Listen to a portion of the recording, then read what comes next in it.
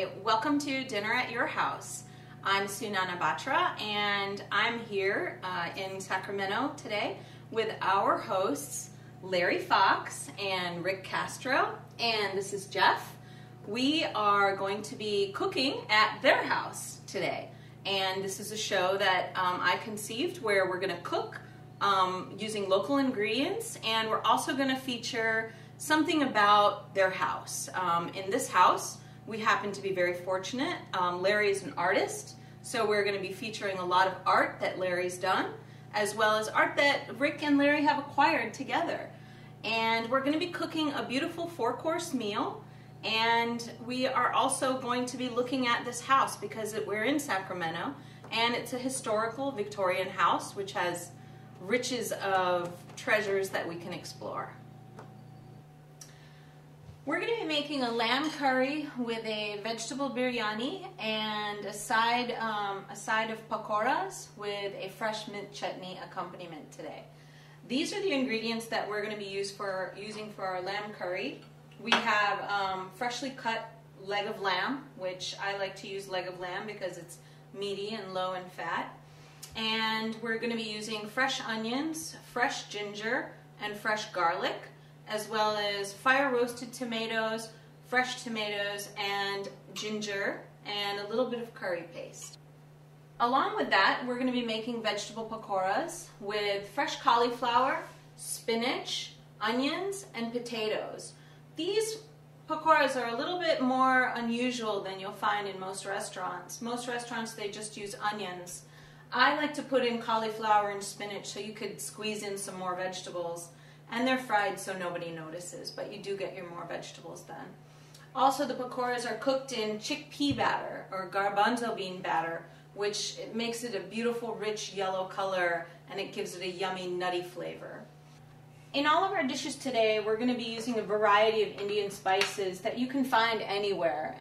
Even Ralph's or your local grocery store carries turmeric, garam masala, which is 5-spice. It's got 5 different spices in it. Hot chili powder, as well as fresh cumin seeds. We're going to be using just a dash of sugar. I like to get the rough organic sugar. Coriander seeds ground up, so it's ground coriander, as well as some cinnamon sticks and bay leaves, which we'll be using only in the lamb curry. And I like to grind a little bit of fresh pepper in everything. In our biryani rice, we're going to be using basmati rice, which I purchased from Trader Joe. You can get it anywhere these days, as well as fresh onions, frozen peas, and some saffron. Ours happens to be from Spain. The mint chutney, which is such a production, but it's so worth it, is going to be made with fresh coriander leaves or cilantro leaves, as well as fresh mint, a little bit of garlic, tomato, avocado, and fresh lemons. While I get things started here in the kitchen, we're going to go over to Jeff and Rick and Larry, and you're going to look at some of the wonderful pieces they have in this beautiful house in their art collection. Now that Sunana is working hard in the kitchen preparing a wonderful feast for us to enjoy later, we're going to take a walk through the house and have a look at some of these wonderful pieces of artwork that these guys have amassed over the years and created. So Rick, we have a really unusual and interesting piece here. Tell us about that, please. Well, welcome to our house, Jeff. One of the things I wanted to show you is the piece of art that we have by Stephen Kaltenbach. He's a Sacramento artist really with an international reputation. This is actually called a dam piece. In this one, well, he shows all these pieces of various cultures, all sort of amassed together, and what you can see is conceptually as a dam piece that would be in between 2 mountains. So all of this rubble was put in. And if you look at the rubble in this rubble is art pieces of old cultures. There's a Buddha, there's a Chinese figure, a Korean figure. But while he has all this rubble here, there are 2 things that he has kept that are whole and I just think really beautiful. And that's the kuros and the kuri. These are both Greek pieces more than 3,000 years ago, and he sculpted those to fit into here. So it's like, out of all of this rubble, what can we keep? And I think what he has shown that we can keep, at least when I look at it, and I always see different things in this all the time, but the human body and just the perfection of people. If you think of this actually being in part of a dam with all this detritus and this leftover remnants of past cultures, can you imagine what happens when the dam breaks behind this? It's all come out. And it sort of looks like that. It looks like that's what's happening. So it's a piece that every time you look at it, you can take something away from it. And that's what I really like about the complexity of the images. So it's a nice piece, and I thank you for letting me show it to you. Thank you for showing. It's certainly very striking. There's a lot going on in that piece, and it's one of the first things the visitors will see when they're being welcomed into your home. I've just roughly chopped my ingredients for the lamb curry, the pakoras, and for the mint chutney. For the lamb curry, one of the most intimidating things about making curries is that every recipe says finely chop this and finely chop that, and I don't bother with any of that. I roughly chop the onions and the ginger and the garlic because we're going to brown it, and then I grind it, so I don't have to bother roughly chopping. In here, we have about 3 red onions, about 7 cloves of garlic, and about this much ginger.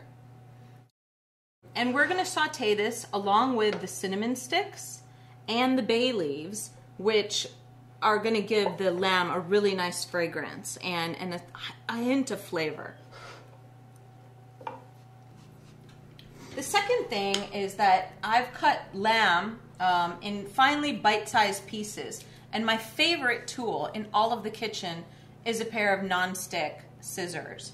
It's so much easier to cut meat or cilantro or anything, scallions really, with a pair of scissors as opposed to a knife. So we've got about 2 pounds of leg of lamb that we're going to be using for the lamb curry. The second thing that we have going here, well, the third thing I think, is the mint chutney. We've got leaves of cilantro. I've pulled them off of their stems. The stems kind of make the chutney a little bit bitter, so you don't want to include the stems. This is a great task for a kid to do. If you've got somebody sitting around doing nothing, put them on this task. They can pick off the leaves and leave the stems to be discarded. Same with the mint. We're only using the leaves on the mint and the cilantro. The secret ingredient in my chutney is an avocado, which no one else really uses, but I like to use because it makes it super creamy without adding things like sour cream or yogurt. It's organic, and its avocado is so delicious and creamy, it adds a really unique texture to the chutney. The last roughly chopped ingredients we have is going to be the pakoras with cauliflower, onions, and spinach. Again, all roughly chopped because the bigger the better. It's easier to fry it when it's big as opposed to small. It takes up less oil and it's less fattening. Well, there's all kinds of sizzling sounds and wonderful aromas coming from the kitchen where Sunana's creating a wonderful feast. Meanwhile, Larry's going to tell us about some of the extraordinary pieces that he's created and amassed in this extensive collection that you can see all around us.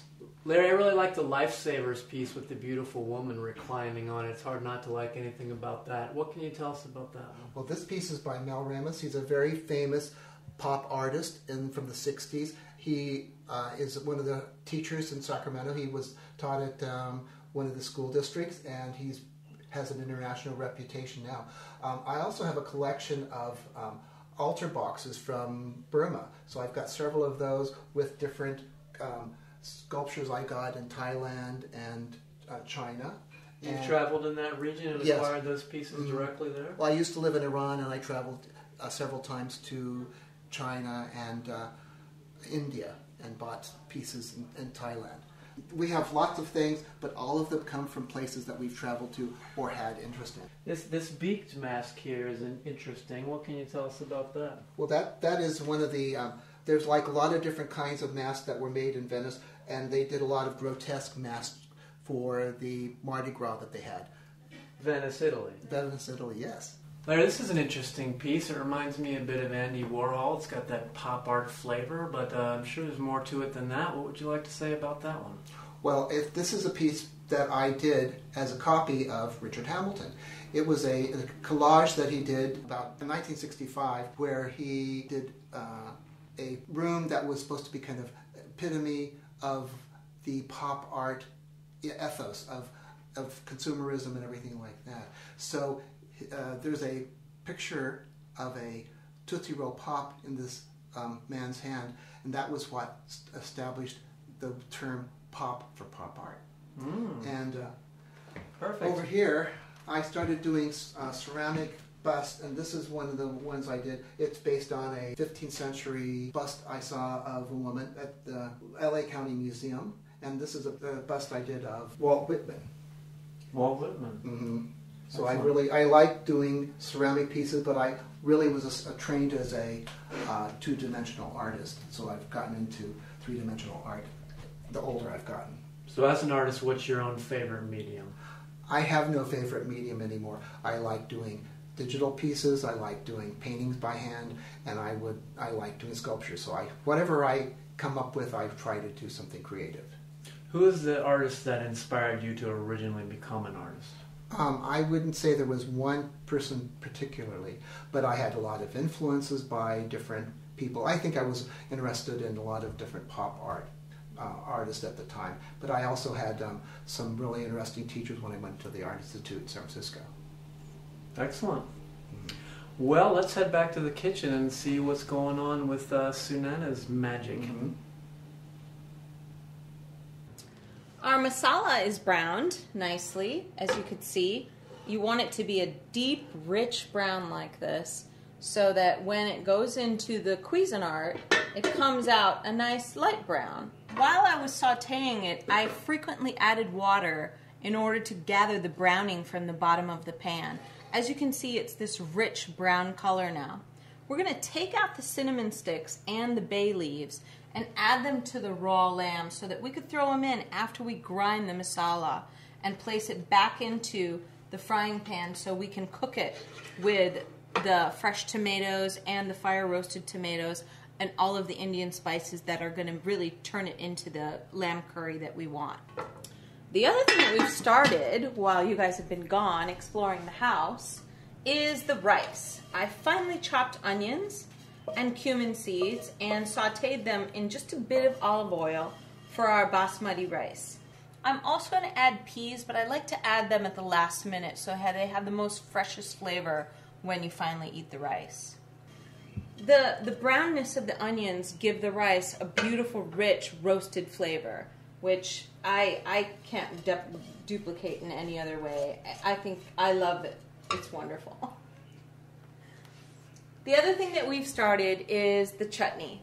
In the blender, we have cilantro, mint, fresh onions, the avocado, the flesh of the avocado that we took out, and we're going to be adding the juice of 2 lemons, which is going to give the chutney the moisture that it needs to blend inside of the blender.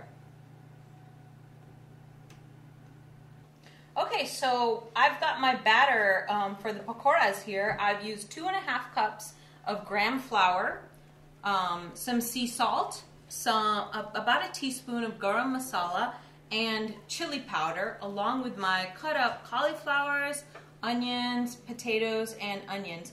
And I've got hot vegetable oil here in a shallow pan. It's important to use a shallow pan so you're not using a ton of oil while you're cooking the pakoras, because you can cook them in about 2 or 3 batches and then you're done. So we're going to carefully grab a little chunk with all 4 ingredients and place them in the oil like so. And they're going to slowly cook. And you just want to be careful never to put your hands in the oil actually. Just hover above the oil.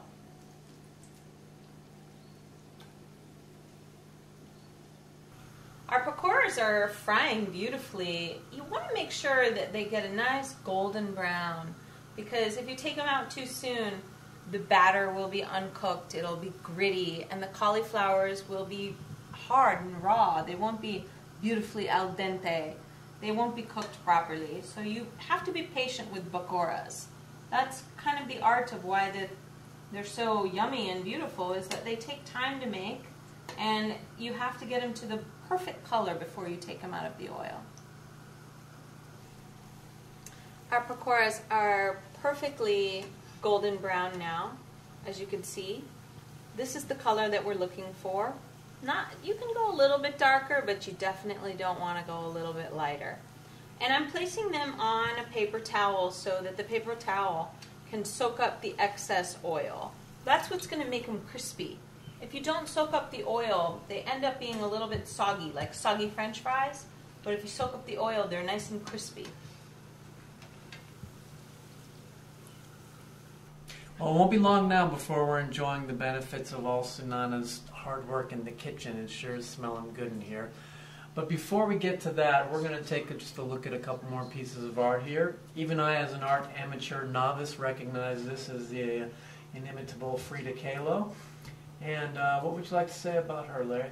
Well, this is my last piece I've done on Frida Kahlo. I'm doing a series of portraits of Frida Kahlo, Emily Carr, and Georgia O'Keeffe, who were the three women artists of North America. And I did a series on Frida Kahlo, which is, this is one of the pieces. I did the car with Henry Ford driving, with Frida next to him, and Diego Rivera in the back seat. This is actually based on a true incident that happened where Diego did a mural about Henry Ford at Dearborn, Michigan. Several of his murals were very controversial in America because he always included communist themes in them. And I know that the one he did for Radio City Music Hall was destroyed. Okay, in the battle of the artists, stature not a factor. Who wins, Frida Kahlo, Diego? Well, at this point, as far as being a major artist in Mexico City, in Mexico, I would say Diego's wins, but as far as having an international reputation, it's definitely Frida Kahlo for her portraits and her, just the way she sort of presented herself and her art. And you created this piece entirely from scratch? Yes, I did everything except make the tires and the spokes, but it's all handcrafted. And I made the sculptures of the artist and Henry Ford by hand. To scale, I see, because Diego's obviously quite a bit larger than Frida, yes, as they were in real life. As they were in real life. She was very petite, and he was a pretty big man. I don't know how big Henry Ford was, but I like the scale of him compared to the car. Very good. This is a nice piece. Anything you'd like to say about that Well, one? I did a series on the California coastal forest, and I just took a wildlife class at one of the local community colleges, and I did several paintings. I'm still working on large format acrylics about California art, California landscapes. Well, we're now moments away from enjoying the wonderful feast that Sunana's been working so hard to prepare. But before we do, we're just going to look at a couple more pieces of art that Rick and Larry have amassed in their extraordinary collection of acquired and created pieces. These two are interesting because they both tie in directly with the theme of today, this being an Indian-related piece that is very well suited for the Indian feast we're going to enjoy. What would you like to say about this, Larry? Well, this is a painting, or actually a screen I did. I went to India when I was younger. I lived in Iran for several years and then was able to travel to India. And I really got interested in sadhus and maharajas. This is a servant with a maharaja, and maharajas were able to collect anything that they wanted. They had great collections of all sorts of things. So I was thinking of this screen as being part of his painting collection. And he was showing off the source of the Ganges, which would be a glacier. I also have paintings that I did of sadhus. So anyway, I just love India, and I think it's a wonderful, magical place. One of the things I think the screen also shows is not only is the Maharaja and his manservant really wealthy people because they're all encrusted in gold and beautiful jewelries, but if you look at the source of the Ganges, you know, it's what belongs to all the people of India, no matter what their caste is, no matter what their wealth is. And so to reflect that, and just this belongs to all India, Larry highlighted it with gold leaf at the top to signify what a sacred and special place this is for for all the people of India, for all the people of the world. Well, it's a wonderful and special piece, no doubt about it. Let's have a look at this vase here. This is an interesting one because it's all locally themed with your hometown, the city of Sacramento. What inspired that, Larry? Well, this is has to do with the Sutter's Fort, and it was a vase I made. It's got the vernal pool flowers. It's got Sutter's Fort. It's got on the side. It's got different buildings in Sacramento, and the Calistoga wagon on top. And I made it to highlight this break front. This was original to the house.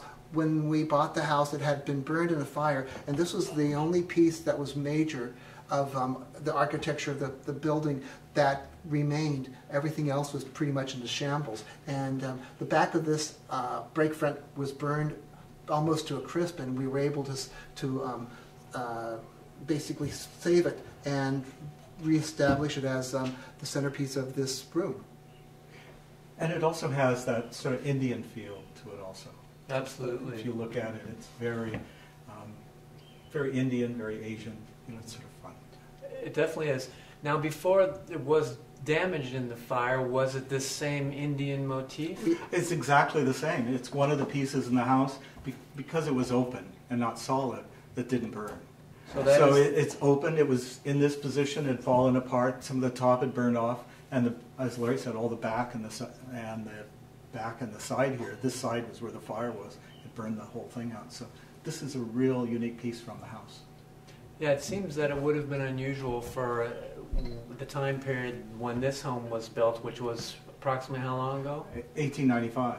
To have an Indian motif built in at that time. Have you seen anything else like that in any of the other homes nearby? Yes, there's been a couple of different things that have this kind of Romanesque arch that's really kind of wonderful. But I like the scroll work in the arch and a lot of the detailing. It's just a fun piece. You fellows have been living in Sacramento for some time now? I grew up in Sacramento, went to school here, and have lived here most of my life. What is it about the city that most inspires you as an artist? Well, it's a place where there's lots of art, lots of artists. It's just a lovely place to live, lots of nature, lots of inspiration, and I really like its openness to doing a lot of different things. And I came here because I went to graduate school at Davis and had a chance to do some work on pesticide exposure for farm workers and health clinics and the need for health clinics for farm workers. So I came as a graduate student, and then I also worked on some policy issues for just making changes. And I like being in the center of places where policy is made. Now we have a new governor, Jerry Brown, who's back again, who was here. An old governor. Yes, an old governor, new governor. We have a great mayor, Mayor Johnson, who's looking for how we could make Sacramento into the Green Valley, the Emerald Green Valley, as he likes to call it. So he's trying to make things energy efficient, more energy conserving, and make this a better conservation community. So I'm glad to be here. Well, we're just about to sit down to enjoy a fantastic meal. I want to thank you gentlemen once again for having us in your home and showing us all your beautiful art and giving us all your insights, and let's eat. Oh, you guys are in for such a treat. The lamb is just beautiful. It looks so rich and brown and chocolatey. And the rice is done, and our pakoras are crispy and delicious as ever. Larry, if you could be so kind as to help me serve some of this food up. The pakoras are ready, and so is the chutney. And we're just going to garnish the lamb a little bit. I had a little bit of cilantro set aside. Here is the done chutney. Oh my God, it smells so good. If you could place this on the table, please, I would appreciate that, dear.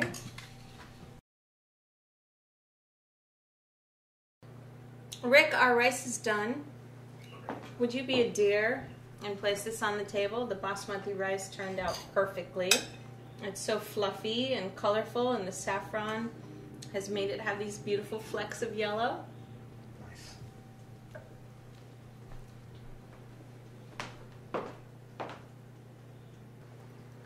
And the lamb curry is perfectly done. It's so tender, it's as tender as butter.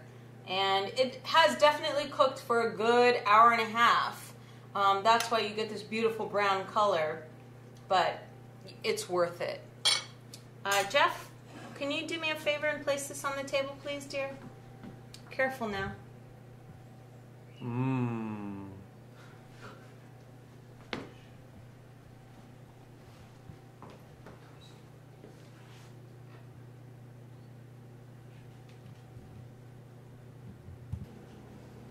Well, all of our food is done here in the kitchen, and we're going to retire to the beautiful dining room in Larry and Rick's house.